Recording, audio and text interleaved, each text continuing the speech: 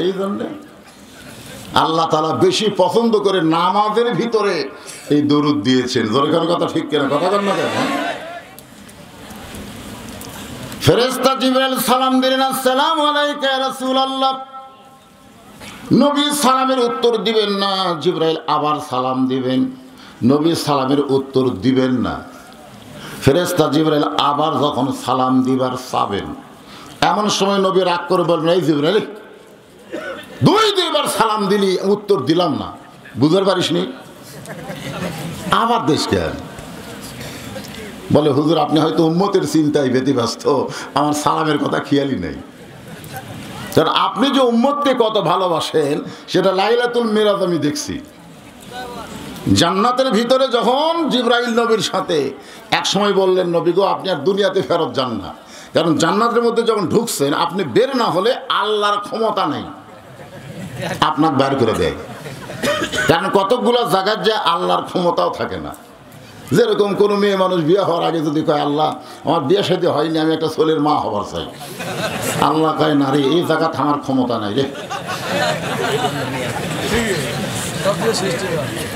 কি কন আছে? আল্লাহ একজনকে দিছিল স্বামী ছাড়া সন্তান, ওরে বাবা রে, ওর যা ঠেলা ভাই। তার নাম হলো মরিয়ম, খালু হচ্ছে জাকারিয়া নবী, তাক পর্যন্ত ধাবড়ায় মারছে ওরা। জাকারিয়া বলে, আল্লাহ কাম করলে তুমি আর পিটুন খাবো আমি।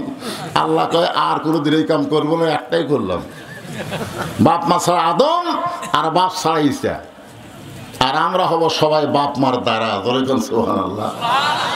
কিয়ামত পর্যন্ত স্বামী ছাড়া স্ত্রীর গর্ভে সন্তান আসবে না। যদি কারো গর্ভে আসে বুঝবেন এটা বেজন্মা। জরিখান কি জন্মা, কথা কয় না কেন?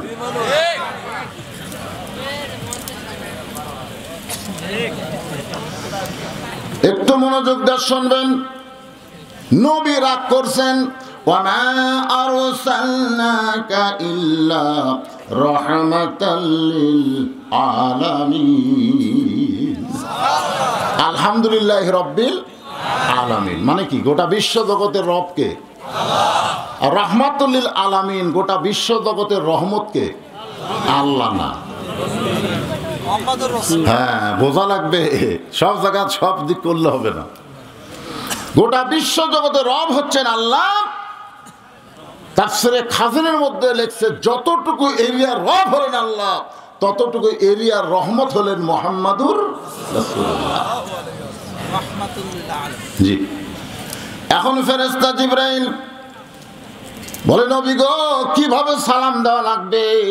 আল্লাহ নবী বললেন, জিবরাইল দুনিয়াতে তুমি আমারে সালাম দিয়েছো একা একা, আমার সঙ্গে কেউ ছিল না, এই জন্য আসসালামু আলাইকা। কা মানে কি? তোমাকে, তুমি, তোমাকে।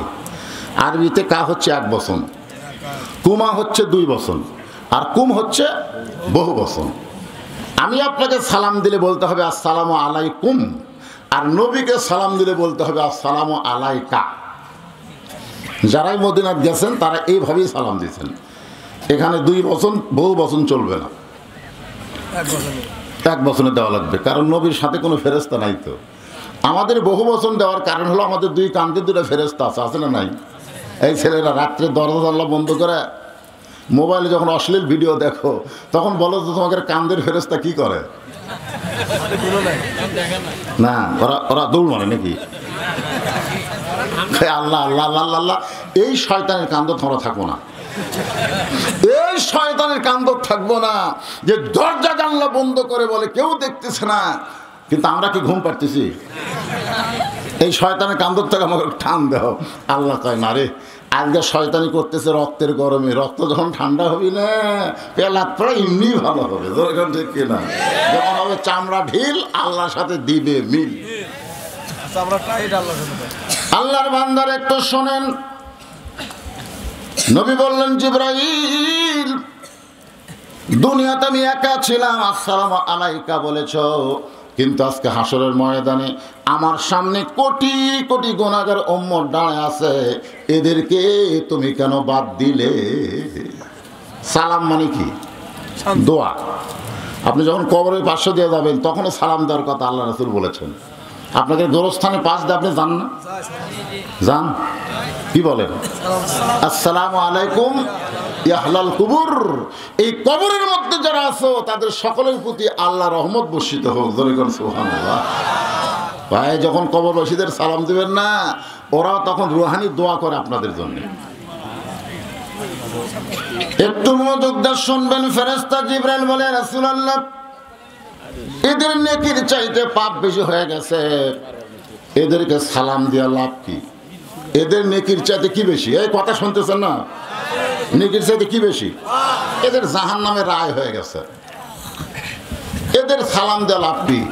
আল্লাহ রাসূল তখন কি বলবেন জানেন? জিবরাইল, সালাম দেওয়ার সময় আমার গুনাহগার উম্মতকে বাদ দিবার পারো, আর তোমার আল্লাহ নেকি আর পাপ ওজন করার সময় আমি নবীকে বাদ দিয়া ওজন করতে পারে, কিন্তু আমি রাসূল আমার গুনাহগার উম্মতকে বাদ দিবার পারি না।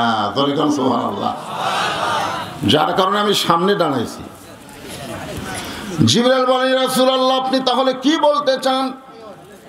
ফেরেশতা জিবরাইলের কথা শুনে নবী বললেন, আল্লাহ হাকিম হয়ে আমার গুনাহগার উম্মতকে আসামি বানায় বিচার করলেন। আমি নবী উকিল সেখানে ছিলাম না, এই বিচার আল্লাহ করতে পারে, কিন্তু আমি নবী উকিল, এই বিচার মানি না। আমার উম্মতের ব্যাপারে আল্লাহর দরবারে আমি আপিল করলাম। সুবহানাল্লাহ খান। আমাদের ব্যাপারে আপিল করবেন আমাদের নবী কার কাছে? আল্লাহর কাছে। আল্লাহ যদি বলে, নবী গো, আপনার আপিল আমি গ্রহণ করলাম না, আল্লাহ এই কথা বলবেন না। হাবিব, আপনার গুনাহগার উম্মতের ব্যাপারে আপনি আমার কাছে যে আপিল করলেন, আমি আল্লাহ আপিলকে গ্রহণ করে নিলাম। আমাদেরকে আবার নিয়ে যাওয়া হবে দ্বিতীয়বার ওজন করার জন্য। মনে করেন আমাকেই দিল প্রথম, আমার নেকির চাইতে পাপ বেশি। আল্লাহ কয়, দেখেন তো, নেকির চাইতে পাপ বেশি হলে এখন কি করবেন? সঙ্গে সঙ্গে নবী জামার পকেটের মধ্যে হাত ঢুকায় দিয়া কি যেন বের করে নেকির পাল্লায় দিবে, নেকির পাল্লার ওজন বেশি হবে। আল্লাহ বলবেন, হাবিব কি দিলেন? কয়, ওই যে এই জায়গার নাম কি? গজারিয়ার মাহফিলে আমার উম্মতের আমার প্রতি দরুদ শরীফ পড়েছিল। এই দরুদগুলো আপনি আল্লাহর কাছেও নাই, আমার উম্মতের কাছেও নাই।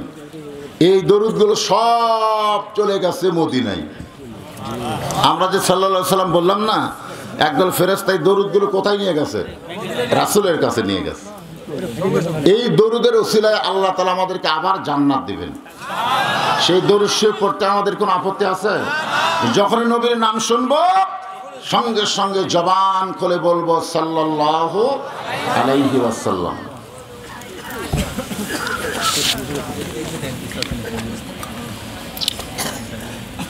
গজারিয়া দক্ষিণপাড়া কেন্দ্রীয় কবরস্থানের উন্নয়ন কল্পে আজকের এই 2 দিনব্যাপী তাফসীরুল কোরআন মাহফিলের সমাপনী রজনীতে আল্লাহ তাআলা যিনাকে সম্মানিত সভাপতির আসনে কবুল করেছেন, আমি আমার অন্তরের অন্তঃস্থল থেকে আজকের মাহফিলের সম্মানিত সভাপতিকে শুভেচ্ছা জ্ঞাপন করছি। আজকের এই মাহফিলের সম্মানিত প্রধান অতিথিবৃন্দ, বিশেষ করে সম্মানিত উপজেলার চেয়ারম্যান সাহেব সহ যারা এসেছিলেন, আসবেন, সমস্ত সুধীজনকে অন্তরের অন্তঃস্থল থেকে আমি শুভেচ্ছা জ্ঞাপন করছি। সম্মানিত আল্লাহর আলেম বান্দার, আপনাদের মাঝে মাঝে যারা বসে আছেন, মঞ্চে আছেন, মাগরিবের নামাজের পর থেকে এত রাত পর্যন্ত যারা আলোচনা করে আপনাদেরকে শোনালেন, আলেম সহ আজকের মাহফিলের বক্তাগণকে অন্তরের অন্তঃস্থল থেকে আমি শুভেচ্ছা জ্ঞাপন করছি। এই মুহূর্তে আমার সামনে যারা বসে আছেন, যিনাদেরকে আল্লাহ দয়া করে রহম করে কোরআনের মাহফিলে বেহেশতের বাগানে কবুল করেছেন, খুশি না বেজার? আমি আমার অন্তরের অন্তঃস্থল থেকে আপনাদেরকে শুভেচ্ছা জ্ঞাপন করছি। সম্মানিত মা বোনেরা, পর্দার অন্তরালে বসে বসে যারা আলোচনা শুনতেছেন, তাদেরকে শ্রদ্ধা জ্ঞাপন করে কয়েক বছর পরে ধুনুটের মাহফিলে আমি জানতে চাচ্ছি আপনারা সকলে কেমন আছেন? আলহামদুলিল্লাহ রাব্বিল আলামিন। যে আল্লাহ শারীরিক সুস্থতা দান করে মানসিক প্রশান্তি লাভের জন্য আজকের এই জান্নাতের বাগানে কবুল করলেন, আমরা খুশি না বেজার? তাহলে জবান করে সমস্বরে সকলে বলবো রব্বানা লাকাল হামদ হামদান কাসীরান তাইয়িবান মুবারাকান ফিহি। আমরা প্রশংসা করলাম কার? কেন করলাম? এমনি এমনি? আচ্ছা, যারা আপনারা বসে আছেন এখানে, আপনারা কি আমার কথা ঠিক মতো শুনতে পাচ্ছেন? আলহামদুলিল্লাহ। আল্লাহর প্রশংসা করার বহু কারণ, তার মধ্যে 1 নম্বর কারণ হলো আল্লাহ দয়া করে রহম করে আমাদেরকে মুসলমানের ঘরে জন্মসূত্রে কবুল করেছে। জোরে কহ। দুনিয়াতে মানুষ পাঠানোর দায়িত্ব কার? আল্লাহ যদি আমাদেরকে হিন্দুর ঘরে পাঠাতো না, যদি আল্লাহ আমাকে পাঠাতো আমরা কি হরতাল করতে পারতাম? আজকে আল্লাহ বৌদ্ধর ঘরে, খ্রিস্টানদের ঘরে, ওই শয়তান ইহুদিদের ঘরে, যে ইহুদি ইসরাইল বাইতুল মুকাদ্দাসকে ধ্বংস করতে চায়, ওই শয়তানদের ঘরে আল্লাহ যদি আমাদেরকে পাঠাতো আমরা কি করতাম? তাহলে চিন্তা করা লাগবে, জন্মসূত্রেই রুহের জগতে আল্লাহ আমাদেরকে পছন্দ করে হিন্দু বৌদ্ধ খ্রিস্টান ঘরে না দিয়া সরাসরি মুসলমানের ঘরে আমাদেরকে আল্লাহ কবুল করলেন। খুশি না বেজার? জন্মসূত্রে পাইছেন তো, গুরুত্ব দিচ্ছেন না।